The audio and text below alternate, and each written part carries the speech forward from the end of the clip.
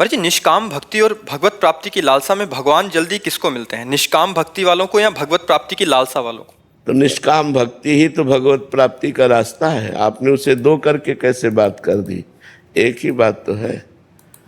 भगवत प्राप्ति की लालसा ऐसे हो जाती है क्या? भोगैश्वर्य प्रसक्ता नाम तया परत चेतसाम व्यवसायत्मिका बुद्धि समाधौ न विधीयते। जिसकी भोगों में, ऐश्वर्य में अपहृत बुद्धि हो गई है, अपहृत चित्त हो गया है, वो कभी भगवत प्राप्ति का संकल्प ही नहीं कर सकता। भोगैश्वर्य प्रसक्ता नाम तयापहृत चेतसाम व्यवसायत्मिका बुद्धि समाधो न विधीयते। जो भोगों में लगी हुई बुद्धि है, जो भोगों का चिंतन करने वाला चित्त है, वो कभी भगवत प्राप्ति का भाव ही नहीं कर सकता। तो जब हमारे अंदर भजन की वृत्ति बढ़ती है तो संसार का सही स्वरूप आने लगता है। संसार का सही स्वरूप क्या है? झूठा, ब्रह्म सत्यम जगन मिथ्या, सब नाशवान, परिवर्तनशील, असत। तो हमें भोगों से वैराग्य होने लगता है। भोगों से वैराग्य होना ही निष्कामता है। कोई कामना नहीं रहती।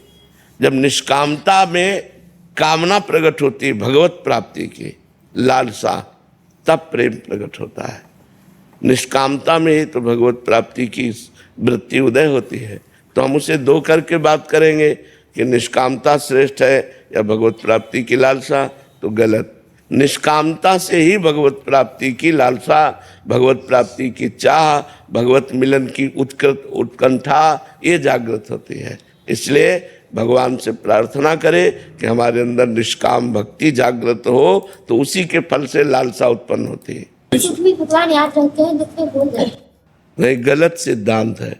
अगर सुख में प्रभु याद रखते हैं तो दुख में तो गाढ़ चिंतन होगा। इसका मतलब सुख में याद नहीं रखते, ये सिद्धांत है।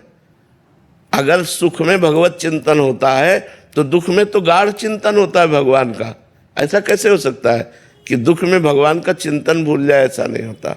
सुख में यदि हम भगवान का चिंतन करते हैं तो सुख पूर्वक हमारा अभ्यास दृढ़ हो रहा है, तो दुख में तो हमारा गाढ़ चिंतन होगा, क्योंकि उस दुख निवृत्ति का उपाय ही भगवत चिंतन है। हरि स्मृति सर्व विपद विमोक्षणा। भगवान का चिंतन ही समस्त विपत्ति और दुखों में सहने की सामर्थ्य देता है, उसको रौंद कर निकलने की सामर्थ्य देता है। इसलिए अभ्यास गलत है। अभी सही अभ्यास नहीं है। सही अभ्यास अगर सुख में सतत भगवत चिंतन हो रहा है, दुख में गाढ़ चिंतन होगा। अभ्यास ठीक करो। महाराज जी, जीवन में कई बार कुछ खोकर ही कुछ पाने का अनुभव होता है। एक और कृपा और प्रशंसा होती है तो दूसरी ओर उलझन और असंतुलन बनता है। ऐसे समय में जब मन को भविष्य की चिंता और संबंधों में कठिनाई महसूस हो, तब भक्ति को कैसे स्थिर और निर्मल रखना? नाम जप। उस समय नाम जप को पकड़ लेना चाहिए। जैसे अब तूफान आ रहा है तो हम किसी पहाड़ का आश्रय ले ले तो सुरक्षित हो जाएंगे। तो तूफान माया का है, बहुत बड़ा तूफान है। कभी कभी ऐसी घटनाएं होती हैं, ऐसी परिस्थितियां आ जाती हैं कि केवल एक ही रास्ता दिखाई देता है। जब ऐसी स्थिति आवे उस समय भगवान का आश्रय लो और नाम जप करो। देखो तूफान ऐसे उड़ जाएगा और आप बिल्कुल बच जाएंगे। भगवान बचाते हैं। हरि स्मृति सर्व विपद विमोक्षणा। भगवान का स्मरण तुरंत विपत्तियों का नाश करता है। तो जहाँ विपत्ति में फंसे, जहाँ ऐसा लगे अब मेरा माइंड काम नहीं कर रहा, उस समय विशेष भगवान का नाम स्मरण करे। भगवान से जुड़े, संसार का सहयोग न ले। संसार के किसी व्यक्ति से फ़ोन करके सहयोग न ले कि आप हमें थोड़ी समस्या का समाधान, वो और फंसा देगा।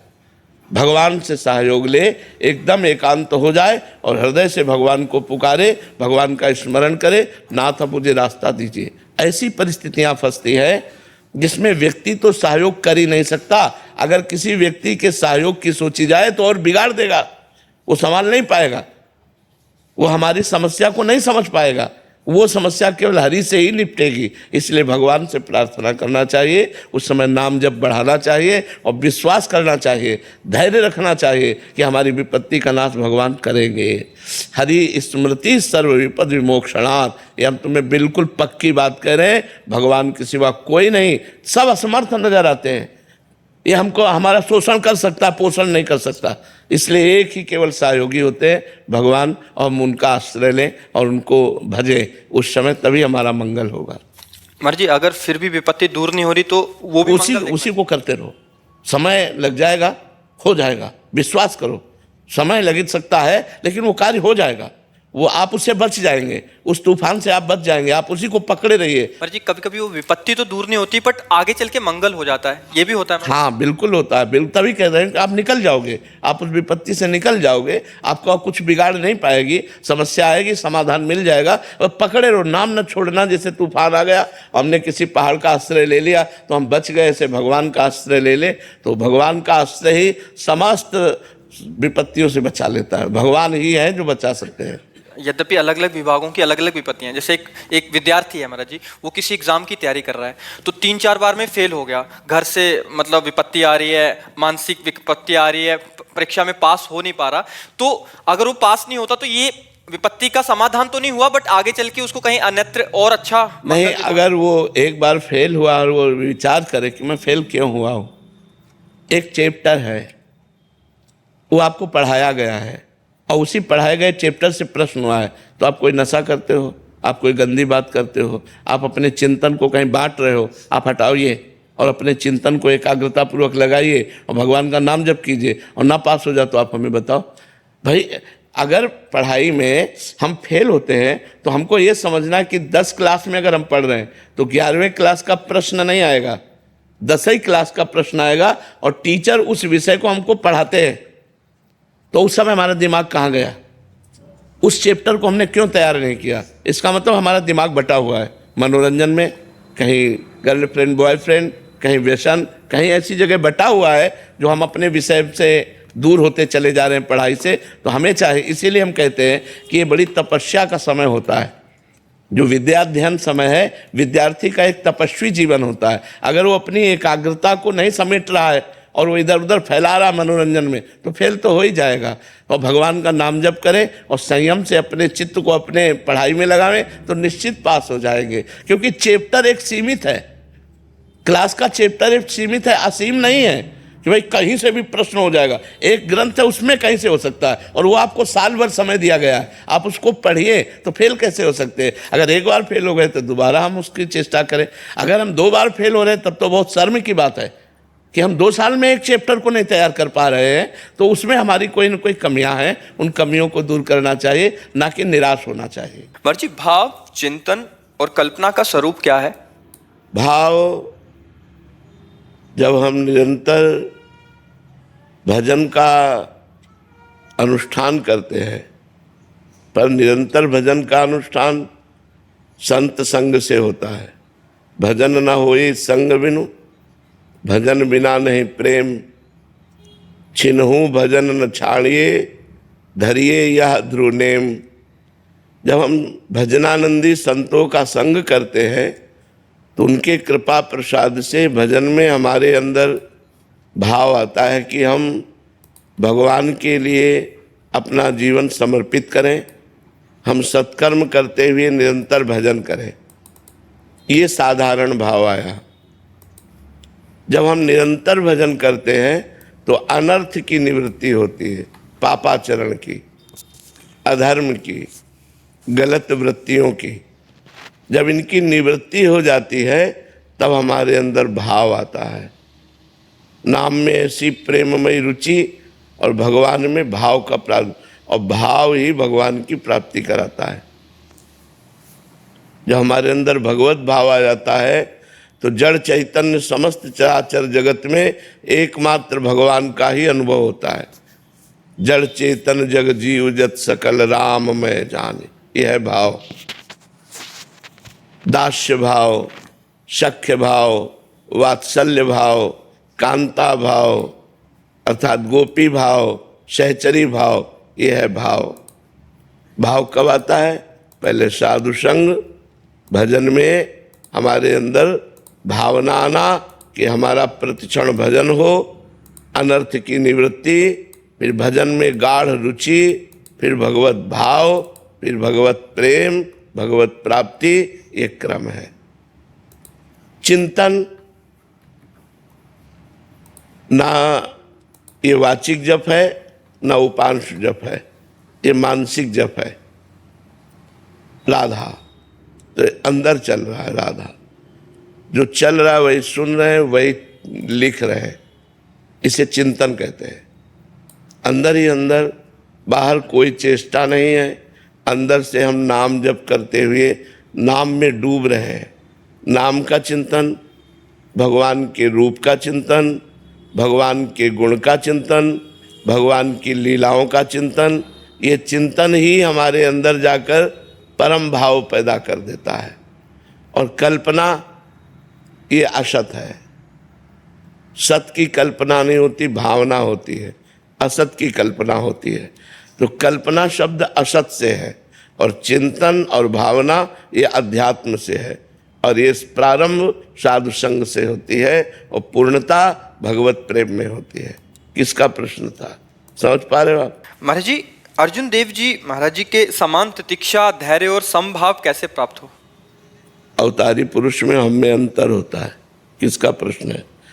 अवतारी पुरुष में और अपने में अंतर होता है। उनके जैसा धैर्य उन्हीं को केवल प्राप्त है और को नहीं। वो गुरु है, वो गुरु है, वो ब्रह्म है, मूर्तिमान भगवान है। दूसरे में ऐसी सामर्थ्य नहीं। सामर्थ्य यहाँ जरा सा बीमारी हो जाए तो भजन छूटने लगता है और उनको तपते हुए तवे पर बैठाल कर जलती हुई तपती हुई बालू डाली जा रही, भयानक कष्ट के हम सब नाखून और सब कष्ट उनको दिए जा रहे और कह रहे तेरा किया मीठा लागे, तेरा किया मीठा लागे। वाहे गुरु वाहे गुरु वाहे गुरु। इसके आगे कोई शब्द नहीं, आह नहीं। शरीर छूट गया, नदी में जाकर फिर शरीर छोड़ दिया। तेग बहादुर सिंह जी की गर्दन, लेकिन वाहे गुरु वाहे गुरु। हम तो महापुरुषों के चरणों में कोटि कोटि प्रणाम करते हैं और आकांक्षा करते हैं कि वो कृपा करें कि थोड़ी भक्ति हमारे हृदय में आ जाए। उनकी कृपा से हमारे अंदर थोड़ी भक्ति है। उनके जैसा दूसरा नहीं बच्चा। हाँ, हम लोग उनके चरणों का आश्रय लेकर, गुरुवाणी का आश्रय लेकर थोड़ा आगे बढ़ सकते हैं भक्ति में।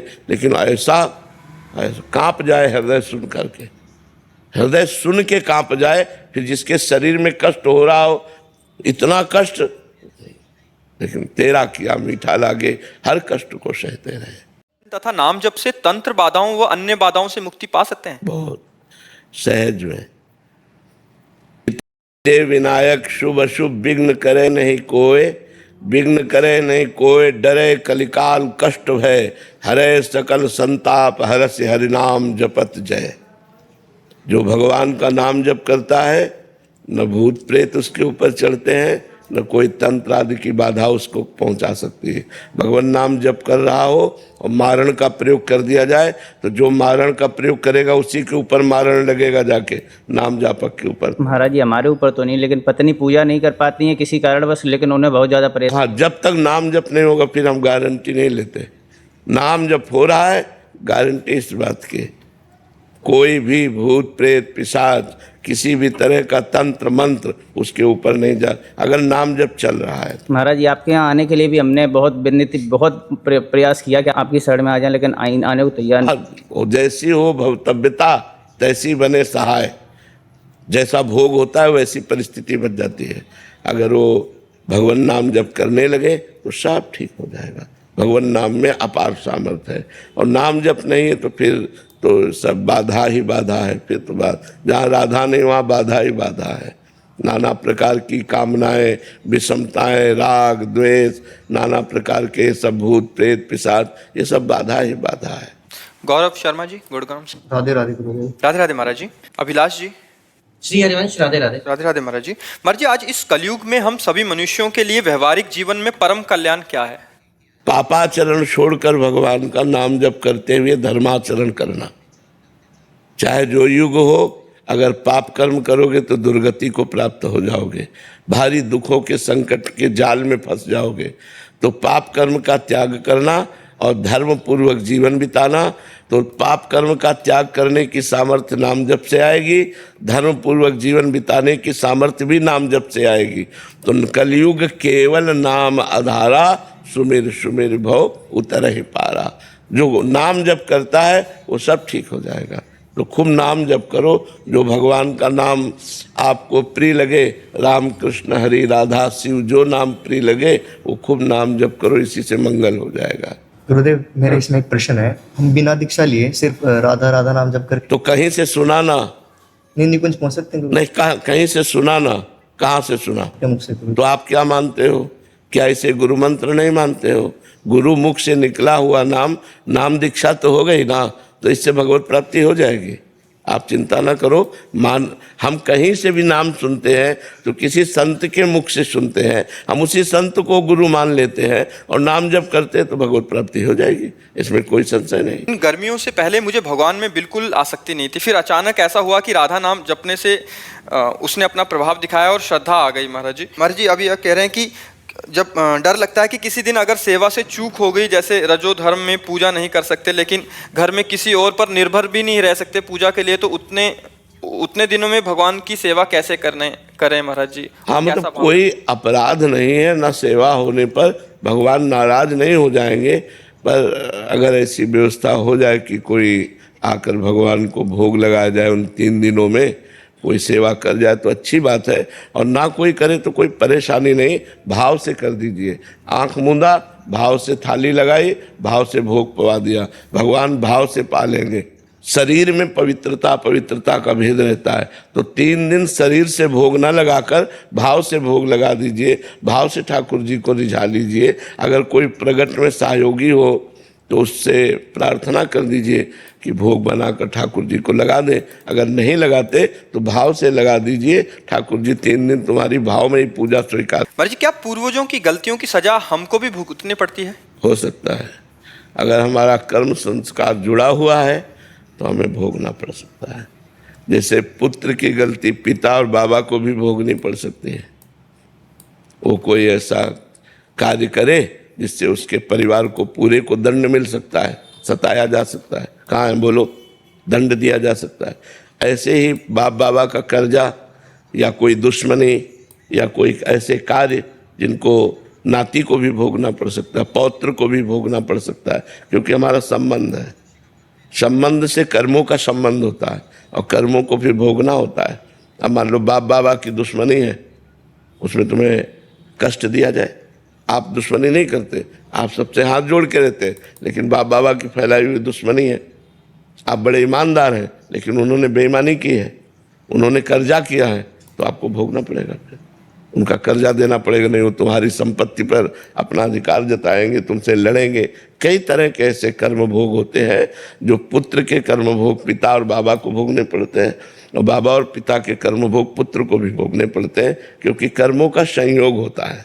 उसी संयोग से तो हम उनके पुत्र बने हैं आकर के, तो वही भोग भोगना पड़ता है। जी कभी कभी एक सच्चा भक्त ईर्ष्या के जाल में फंस जाता है, ये जानते हुए कि ये उसके लिए अच्छा नहीं है। इस समय भक्त की भावना कैसे बदले और कैसे? सामने वाले में भगवान का दर्शन करके प्रणाम करो, करके देखना। आप जब मिले तब सामने वाले में भगवान का दर्शन करके प्रणाम करे, ईर्ष्या नष्ट हो जाएगी। या आपकी उससे है या उससे आपकी, दोनों की नष्ट हो जाएगी ईर्ष्या।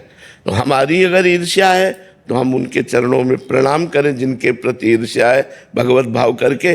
या उनकी ईर्ष्या है तो भी हम भगवत भाव कर ले, तो एक दिन दोनों की ईर्ष्या नष्ट हो जाएगी और हमारे हृदय में आनंद छा जाएगा।